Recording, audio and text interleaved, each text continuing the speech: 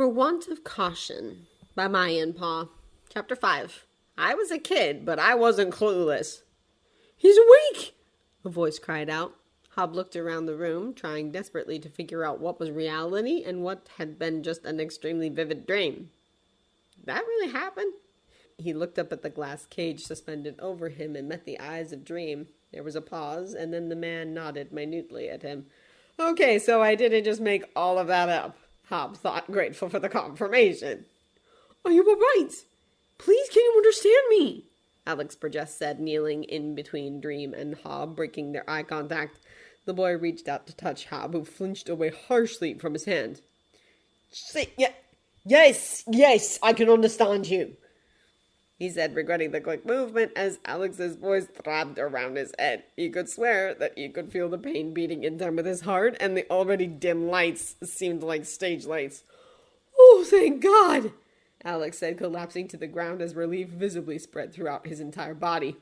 You're not supposed to sleep with a concussion, but I couldn't keep you awake, and then you wouldn't wake up, and it's been days now, and...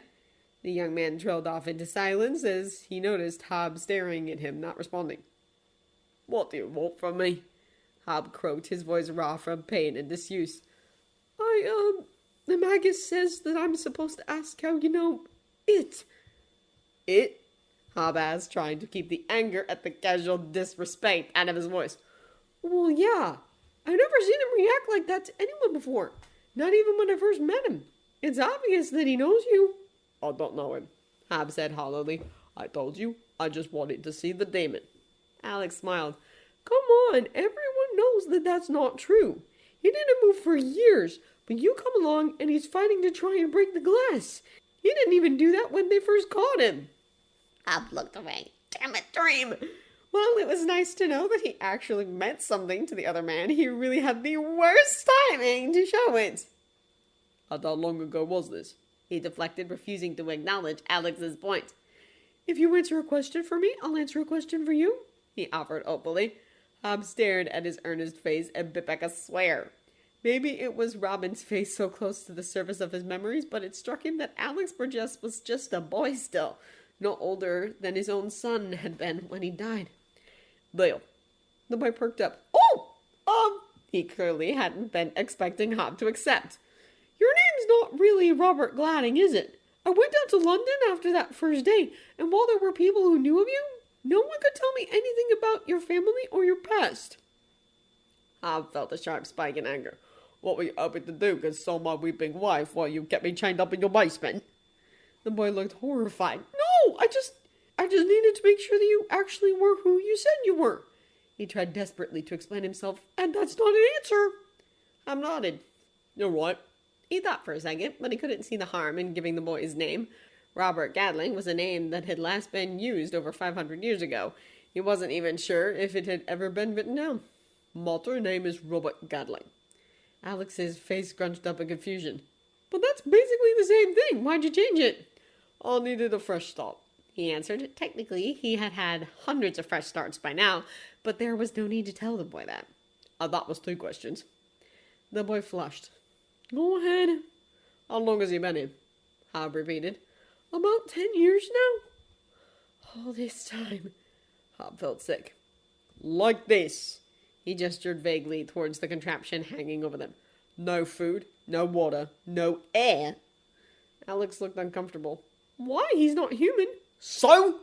Hob snapped. Alex looked down at his hands, shame marring his features. What does Burgess want from him? Hob asked, feeling every one of his 570 years of life. My brother, Alex answered. Randall. He died in the Great War. Kid, Hob said softly. He can't do that. I know, and I think my father knows it too, he admitted reluctantly. So why hasn't he let him go? He wants immortality, Alex explained as Hob's heart skipped a beat. Or wealth, or anything really, just to be spoken to. But he doesn't. He's been sitting here in silence for 10 years. Hob scoffed. So I'm just supposed to sit here until an immortal being gets bored or your father gives up. Alex's face twisted in sympathy. Listen, I'm sorry about all of this. He's not a bad man, my father. He just... Your father is not a good man, Hob snapped. He just beat me, has been torturing my friend for a decade, and ordered the death of a boy less than a week ago. What good man would do that? He just wants my brother back. And I want my son back, Hob yelled. But I don't go around murdering people because it doesn't fucking work like that. The boy looked as though he'd been hit. Alex! A loud but muffled voice yelled out through the door. Burgess! Both Hob and Alex stopped and stared at the direction of the voice. Alex, I won't ask again. I've got to go, Alex said apologetically and fled, leaving Hob and Dream behind in the cold damp of the dungeon. Hob leaned back against the uncomfortable column. Well, that went well. One of the guards behind him laughed, and then silence descended upon the room again. Hours passed. Hob tried to keep himself entertained by talking to the guards, who resolutely refused to respond to him, even as they walked by them during their routine check of the binding circle. He toyed with the idea of speaking with Dream, but quickly discarded that, knowing that he would not answer, and it would do nothing more than to annoy the other man. Could be some nice payback for ditching you for that playwright. Part of him was tempted, but one look at Dream and the sterile glass ball instantly evaporated that thought. So instead, he tried to pass the time by creating constellations in the painted stars on the ceiling. The bright gold seemed to mockingly glow at him, as if reminding him that he wouldn't be seeing the real versions again for a long time. If ever. Still, it was better than staring at the plain slate floor or looking too closely at the green film that was growing on the bottom of the moat. Those four together looked like a bird, he thought idly, and that group there could be a boat. In all honesty, only a very generous person would agree with his assessment, but Hob figured that his constellations made about as much sense as those in the real sky. If a bunch of ancient people could delude everyone else into seeing their hallucinations in a bunch of random pinpricks flickering in the dark, then Hob was certainly entitled to his own imaginings on the ceiling. Hob saw Dream move out of the corner of his eyes. The man was gazing at the ceiling with curiosity. See, he thought, filled with vindication. It's not such a stupid way to pass the time after all. Hob wondered what kind of unimaginable images Dream was able to see in the painted designs. They were probably infinitely more beautiful than the limited ideas that his comparatively young mind could think of. He went back to looking at the paintings. The rich color of blue was rather gorgeous, the deep color of the evening sky as it trips over from golden afternoon into comfortable night. Hob had known many such skies, could almost see the twinkling of the early brightest stars emerging from its depths, the moon rising luminously on the horizon. Could hear the sounds of crickets in the air, the smell of fresh green life fragrant on the breeze. The few wispy clouds that drifted in front of the lights weren't enough to dim the peacefulness of the sight, even as they became thicker. Hob blinked and shook himself free of his daydream. Those weren't clouds, and they certainly weren't going away. Is that smoke? Hey, guys! Hob shouted at the guards, who were both deep into their own reading materials of choice. Are you seeing this? The men both looked at Hob, irritated, and then swore as realization hit them. Together they ran up the stairs, leaving Hob and Dream behind. Don't leave us here! Hob yelled at them, pulling uselessly at the chains. He hadn't experienced being burned to not death yet, and he had no desire to change that fact. He could too clearly imagine the flame eating away at his flesh, and he could only imagine how long it would take to heal from that. On the plus side, you would finally be able to slip out of the cuffs. He thought about poor Dream locked in the glass cage. Hopefully the heat would be enough to crack the glass or destroy the painted circle. He turned around to yell at him, ask him what to do, when the noise died in his throat. Dream was staring straight ahead, stock still, a look of hope on his face.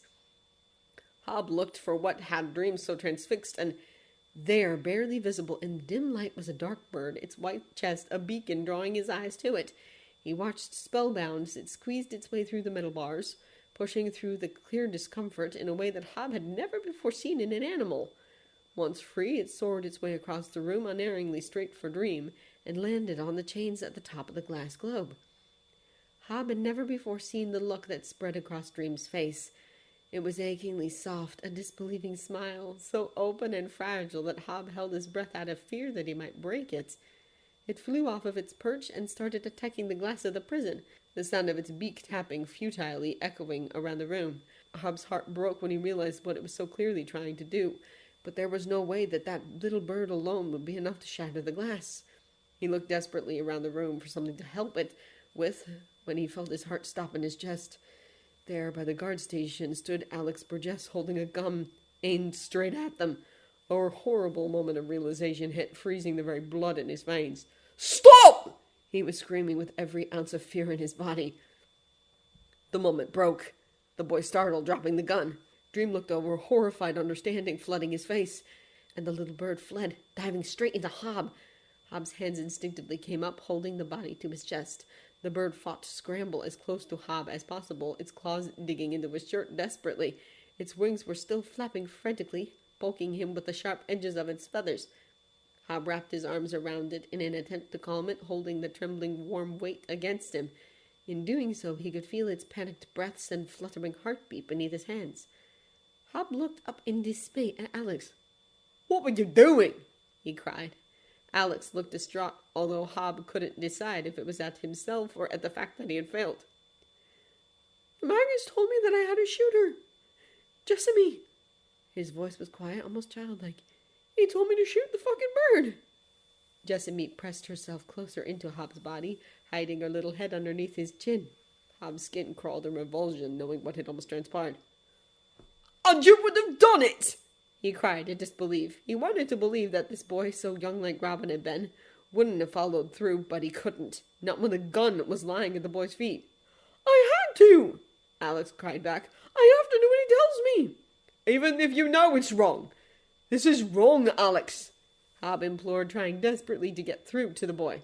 "He will kill me," Alex pleaded. "There's nothing that I can do." Hob felt like he had been slapped. How many times had he heard that over the course of his life, explaining away the atrocities of mankind?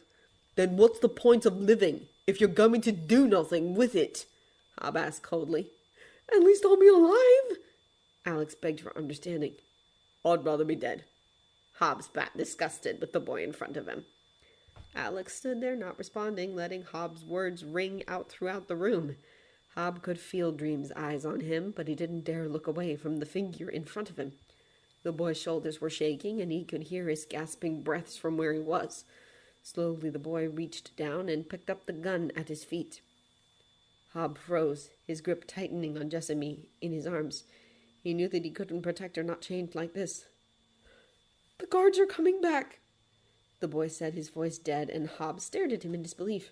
"They're going to be looking for her and checking the circle. Don't let them spot her."